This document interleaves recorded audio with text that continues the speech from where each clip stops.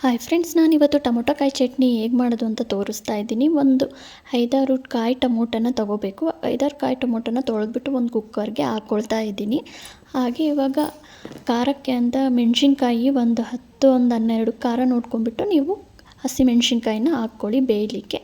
ಹಾಗೆ ಒಂದು ಬದನೆಕಾಯಿಯನ್ನು ಉದ್ದುದ್ದವಾಗಿ ಹೆಚ್ಚಿಬಿಟ್ಟು ನೀರಲ್ಲಿ ನೆನೆ ಇಟ್ಟಿದ್ದೆ. ಆ ನೀರನ್ನು ತೆಗೆದ್ಬಿಟ್ಟು ಅದನ್ನು ಕೂಡ ಕುಕ್ಕರ್ಗೆ ಹಾಕೋತಾ ಇದ್ದೀನಿ.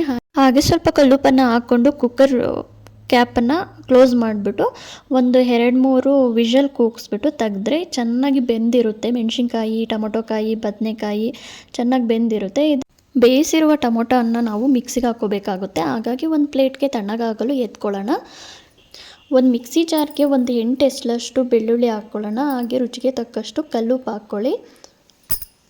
ಹಾಗೆ 1 ಸ್ಪೂನಷ್ಟು ಜೀರಿಗೆ ಮತ್ತು ತೊಳೆದಿರುವಂತಹ 4-5 ಎಸಳಷ್ಟು ಕರಿಬೇವು, ಹಾಗೆ ಕೊತ್ತಂಬರಿ ಸೊಪ್ಪು.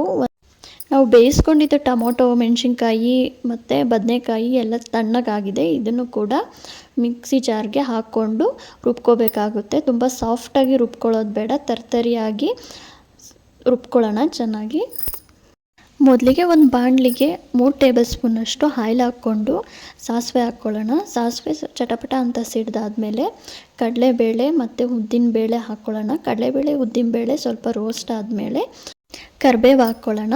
ಕರಿಬೇವು ಹಾಕ್ಕೊಂಡ್ಮೇಲೆ ಈರುಳ್ಳಿಯನ್ನು ಒಂದು 2 ಈರುಳ್ಳಿಯನ್ನು ಸಣ್ಣದಾಗಿ ಹೆಚ್ಚಿಕೊಂಡು ಒಗ್ಗರಣೆಗೆ ಹಾಕ್ಕೊಂಡು, ಈರುಳ್ಳಿ ತುಂಬ ಫ್ರೈ ಆಗೋದು ಬೇಡ, ಹಸಿಯಾಗೇ ಇರಬೇಕು.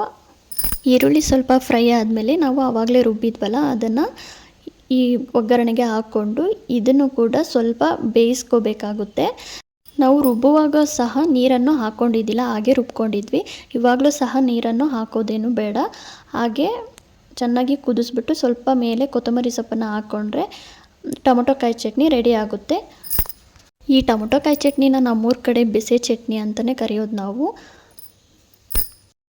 ಈ ಟೊಮೊಟೊ ಕಾಯಿ ಚಟ್ನಿ ಚಪಾತಿ ಜೊತೆ, ರೊಟ್ಟಿ ಜೊತೆ, ಹಾಗೆ ಅನ್ನದ ಜೊತೆನೂ ಚೆನ್ನಾಗಿರುತ್ತೆ. ಈ ಟೊಮೊಟೊ ಕಾಯಿ ಚಟ್ನಿ ಎಲ್ಲದಕ್ಕಿಂತ ಬುತ್ತಿ ಜೊತೆ ತುಂಬಾ ಚೆನ್ನಾಗಿರುತ್ತೆ. ಈ ರೆಸಿಪಿ ನಿಮಗೆ ಇಷ್ಟ ಆದರೆ ಪ್ಲೀಸ್ ಸಬ್ಸ್ಕ್ರೈಬ್ ಮಾಡಿ, ಲೈಕ್ ಮಾಡಿ. ಬಾಯ್ ಬಾಯ್.